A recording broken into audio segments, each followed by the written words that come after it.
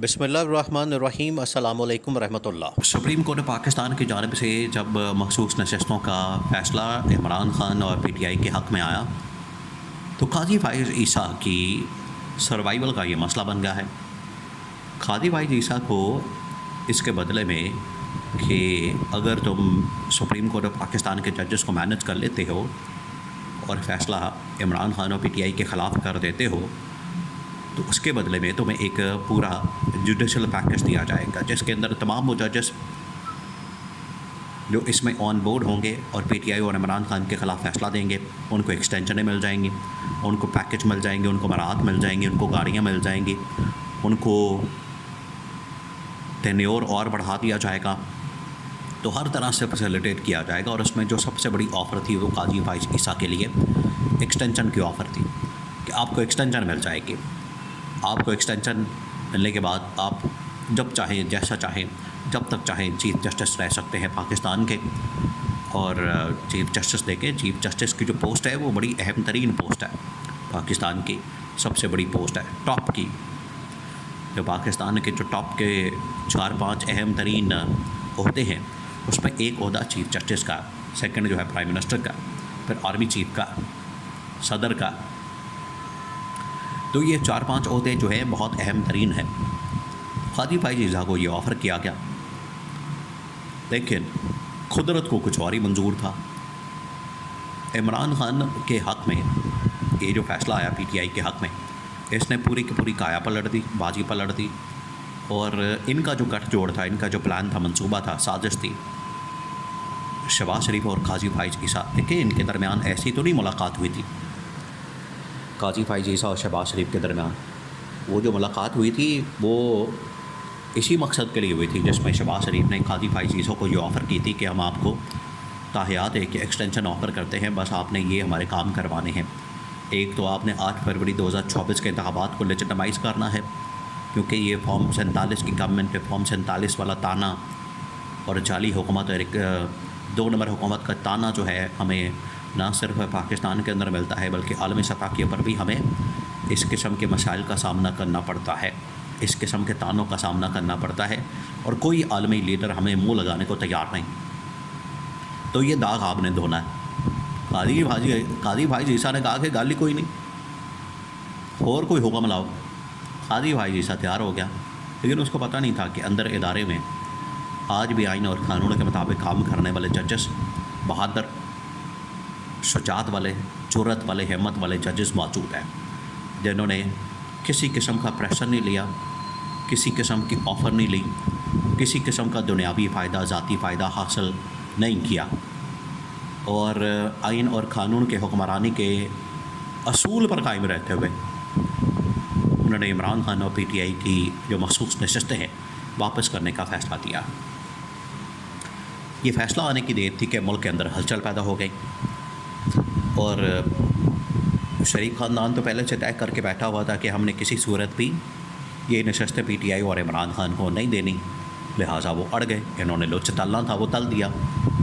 इधर से इन्होंने इलेक्शन कमीशन ऑफ पाकिस्तान को भी अपने साथ मिलाने की कोशिश की, लेकिन इलेक्शन कमीशन ऑफ पाकिस्तान ने अब एक फ़ैसला दे दिया है। उसने कहा है कि हम तो हर सूरत में अमल दरामद करेंगे इस फ़ैसले के ऊपर, जो नशस्तें हैं वो हम वापस करेंगे पीटीआई को। अब उनकी जानिब से बात तो कर दी गई है, लेकिन देखना ये है कि वाकई में वो दिल से ये बात कर रहे हैं, इसके ऊपर अमल दरामद करते हैं या नहीं करते, क्योंकि इलेक्शन कमीशन ऑफ पाकिस्तान ही तो ये सारे फसाद की जड़ है। जो असल मसला पैदा हुआ, असल जो प्रॉब्लम आई, असल जो इशू खड़ा हुआ, असल जो इसकी जड़ है वो है इलेक्शन कमीशन ऑफ पाकिस्तान और उसका वो फ़ैसला काजी फ़ाइज़ ईसा का, जिससे पीटीआई को बल्ले के निशान से महरूम किया गया। और उस फैसले को बुनियाद बनाते हुए इलेक्शन कमीशन ऑफ पाकिस्तान ने गलत तशरीह की और पीटीआई को बतौर पार्टी फ़ारिग कर दिया। अब इलेक्शन कमीशन ऑफ पाकिस्तान ने कहा है कि हमने तो तशरीह गलत नहीं की, आपने नहीं की तो ठीक है, फिर फ़ैसला वापस हो गया है तो पीटीआई को नशस्तें वापस करें, अल्लाह खैर सलाह। लेकिन काजी फ़ाइज़ ईसा अब सुप्रीम कोर्ट के अंदर अकेला रह गया है। वहाँ पर एडहॉक जजेस लगाने की बात हुई, 4 जजेस, जस्टिस मकबूल बाकर, जस्टिस मुशीर आलम, जस्टिस मज़हर आलम मियाँ खेल और जस्टिस सरदार तारिक मसूद। 3 जजेस इसमें से निकल गए, उन्होंने माजरत कर ली। उन्होंने कहा कि हम इस उम्र में आके, जब हमारी कब्र में टांगे हैं, इस उम्र में आके हमारा पूरा जो रिकॉर्ड है, माजी है, पास्ट है, हमने बड़ा ज़बरदस्त काम किया है, हमारे क्रेडिट के ऊपर बड़े फ़ैसले हैं, इस उम्र में आके हम काला मुँह करवा लें और काजी फाइज़ ईसा के राइट हैंड बन के या उसकी जेब में पढ़कर हम गलत फ़ैसले को देना शुरू कर दें, गलत फ़ैसले की तौसीक करें, ये नहीं हम करेंगे। 3 जजेस ने सॉरी कर दिया, माजरत कर ली और चपेट मारी उन लोगों को जो ये साजिश करके बैठे थे कि ये 4 जजेस लगा के, तो एड हॉक जजेस लगा के तो हम 8 फरवरी के इंतखाबात को भी वैलिडेट कर देंगे, लेजिटिमाइज कर देंगे और साथ ये मखसूस नशस्तों का फ़ैसला जो है ये भी रिवर्स करवा देंगे, क्योंकि 8-5 की रेशो है। 4 जजेस आने के बाद ये 10 की रेशो बन जानी थी। काजी फाइज़ ईसा ने ये पूरा खेल खेला, लेकिन पहले वहाँ पर शर्मिंदगी हुई, फिर अंदर जस्टिस मुनीब अख्तर के साथ लड़ाई हो गई। अब जस्टिस मुनीब अख्तर, जस्टिस मंसूर अली साहब, ये वो जजेस हैं जिन्होंने पीटीआई और इमरान खान के हक़ में फ़ैसला दिया। वहाँ पर तू मैं हो गई। काजी फाइज़ ईसा ने कहा कि ये तुम लोगों ने जो फ़ैसला दिया है इसको हमने रिवर्स करना है, और ये जो रिव्यू पटिशन आई हुई है हुकूमत की, इसमें जो 3 रुकनी कमेटी बनती है प्रैक्टिस एंड प्रोसीजर बिल के तहत, जो कि अल्टीमेटली बेंच को डिसाइड करती है कि किसके सामने ये केस लगना। हुकूमत का तो केस फौरी ऐसे सुनने के लिए तैयार हो गए हैं। इमरान खान पिछले तकरीबन कुछ 6 महीने से रो रहा है कि मेरे भी केसेस सुने जाएँ, उसके ऊपर ये बैठते नहीं। तो वहाँ पर काजी फाइज़ ईसा जस्टिस मुनीब के दरमियान लड़ाई हो गई। जस्टिस मुनीब ने कहा कि ये क्या मुल्क के अंदर या अदालत के अंदर क्या मासी बेड़ा बना लिया तुम लोगों ने? ये अदालत है, पाकिस्तान की अदालत है सबसे बड़ी, इसके ऊपर इस तरह के ज़ाती मफादात मराहत हासिल करने के लिए, एक्सटेंशनें लेने के लिए इस्तेमाल नहीं इसको करने दिया जाएगा। काजी फाइज़ ईसा भी आगे से लड़ पड़ा और लड़ाई हो गई अंदर। तो ये फिर मसाइल बन गए हैं। काजी फाइज़ ईसा बेचारा वहाँ अकेला रह गया है। काजी फाइज़ ईसा के ऊपर बड़ा प्रेशर मौजूद है। इमरान खान और पीटीआई तो पहले डिमांड कर चुके हैं कि चीफ इलेक्शन कमिश्नर और ये चीफ जस्टिस इस्तीफ़ा दें, हमारे केसेस से ही अलग हो जाएं, जान छोड़े हमारी।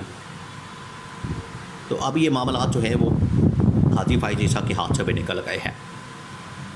तो काजी फाइज़ ईसा पीछे हट गया है, इस्टेब्लिशमेंट भी आखिरकार पीछे हट जाएगी और शहबाज शरीफ को भी आखिरकार घर जाना पड़ेगा, काजी फाइज़ ईसा को भी घर जाना पड़ेगा, और नया चीफ जस्टिस जो जस्टिस मंसूर अली शाह आने वाले हैं, सबसे सीनियर तरीन इस वक्त जज हैं सुप्रीम कोर्ट में।